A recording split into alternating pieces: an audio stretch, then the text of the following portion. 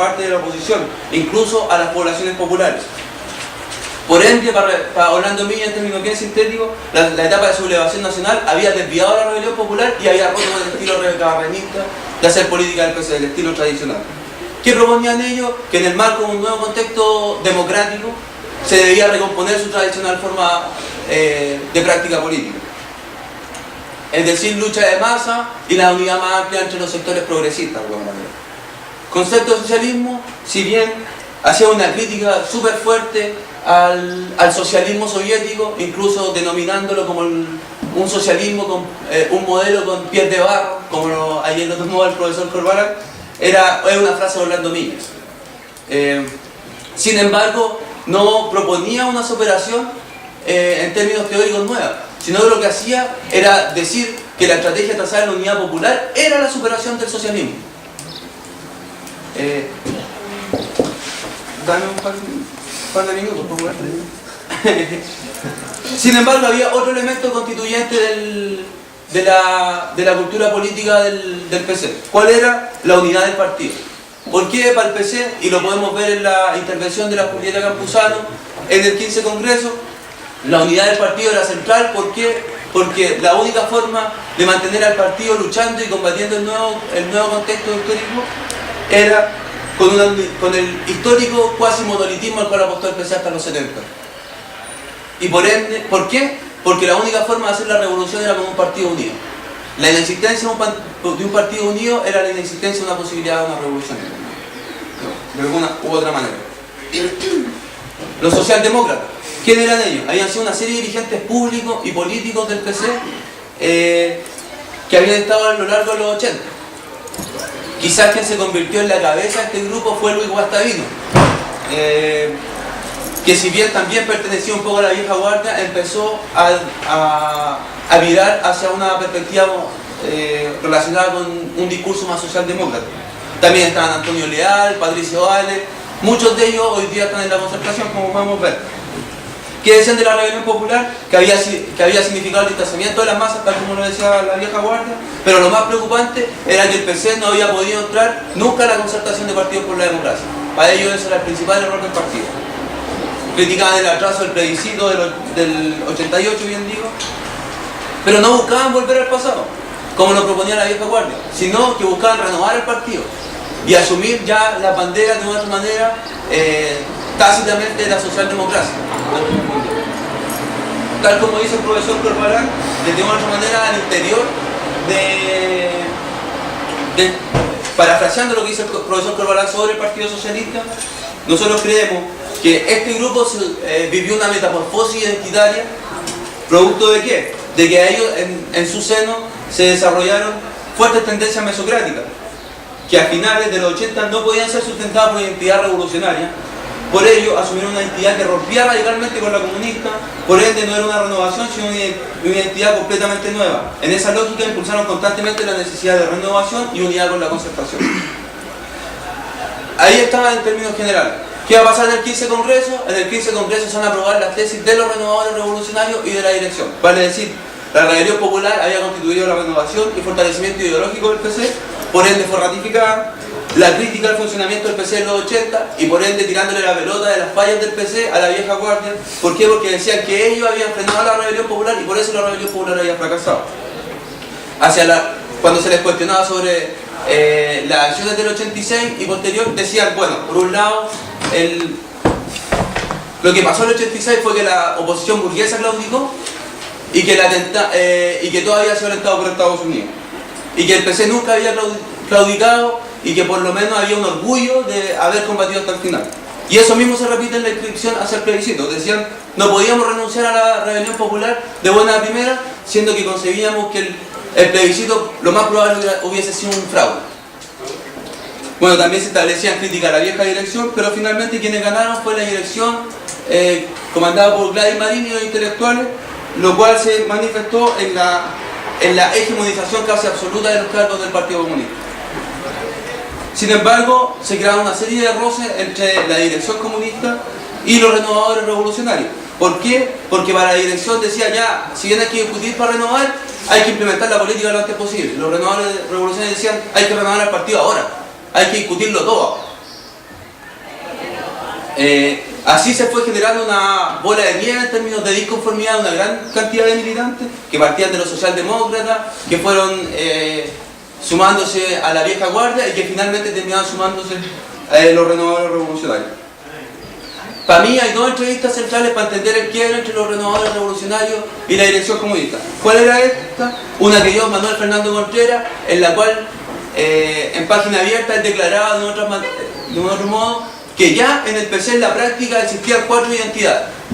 ¿Qué decía? Existían los conservadores, lo que nosotros llamamos la vieja guardia, los neoconservadores, lo que nosotros llamamos la dirección comunista, los neotradicionalistas, que eran los socialdemócratas, y finalmente los que planteaban una renovación revolucionaria, lo que nosotros hemos denominado los renovadores revolucionarios, que son a los cuales nosotros apelamos. Las querellas fueron y vinieron, y finalmente quien se constituyó como en la cabeza de esta crítica hacia la dirección fue Luis Guastavino, quien apareció en la televisión, en Televisión Nacional, haciendo crítica, mandando cartas a los diarios como a La Nación, al Mercurio, etc. Finalmente, el punto final de este conflicto desatado, como nunca antes, donde en distintos diarios aparecían día tras día, desde enero hasta agosto del 90, una serie de críticas hacia la dirección. Las alianzas se reconfiguraron, los socialdemócratas se unieron con los renovadores revolucionarios, parecían todos ser uno solo, pero como hemos visto, eran distintos. Los renovadores revolucionarios tenían cierto concepto de rebelión popular, de socialismo y de partido, al cual apuntaban los socialdemócratas. La dirección también tenía un concepto distinto al de la vieja guardia. Pero ¿qué fue el elemento que lo unificó a la vieja dirección y a la dirección de ese entonces? Fue el miedo a la desaparición del partido, la necesidad de la unidad. Fue lo que de otra manera hizo que la vieja guardia se cuadrara con la dirección y se cerrara fila, y cuando la dirección dijo en la conferencia del 90 que hay que salir de la discusión en sí misma, la vieja guardia se cuadró y en ese momento se puso punto final al debate. Sin embargo, el descontento se transformó en una rebeldía y de una u otra manera se dieron una serie de manifestaciones que continuaban con la tendencia anterior, y que incluso en un momento llegaban a renunciar el 40% del Comité Central de la Juventud Comunista, a renunciar a lo menos 4 integrantes del Comité Central del PC, dentro de ellos Samaniego, Contreras, Leonardo Navarro. Otros fueron sancionados y expulsados. El caso de la sanción más conocida es la de Luis Guastavino, el cual fue definitivamente expulsado, pero otros fueron recomendados a salir del partido. Finalmente, ¿por qué ganaron? Porque, como por un lado sostiene Rolando Álvarez, se arrimaron al tronco histórico de la cultura política del PC, vale decir el socialismo, el orgullo por el partido, y a la cultura política que había cuajado con la rebelión popular. Pero también aquí hay que entender que esa dirección controlaba el aparato orgánico del PC, y que es por eso que se entiende que en la conferencia del 90 se cierra la llave de esta posible renovación, o se le pone punto final, y es súper decidor en la misma convocatoria a la conferencia, en donde con mayúsculas se pone: aquí hay que terminar la discusión y hay que salir a las calles a hacer política. Y donde se homologaban renovadores revolucionarios, siendo que dentro del PC sabía que había esa discrepancia al interior de la organización, lo homologaban de una otra manera y lo transformaban en todo el claudicante socialdemócrata. Bueno, como se dijo, quien triunfó fue la dirección, y desde las concepciones de la dirección del PC se establecieron lo que se constituyó desde el 90 en adelante la cultura política del PC. Los renovadores revolucionarios y los socialdemócratas salieron del partido, tuvieron que emigrar, fueron parte del gran contingente que salió en el 90. Muchos también salieron desde la base, descontentos, que se fueron para la casa y nunca más hicieron política. Los que tuvieron una vida política más breve que hicieron fue la constitución de la Asamblea de Renovación Comunista, la ARCO, que formó el Partido Democrático de Izquierda, el cual tuvo una efímera existencia. ¿Por qué? Porque adentro había una bolsa de caldo. Si todos pensaban todos distintos, porque los renovadores revolucionarios tenían una visión y los socialdemócratas tenían una visión diametralmente opuesta. Por eso se No, eso ya lo había dicho. Finalmente, ¿por qué para mí es importante este tema?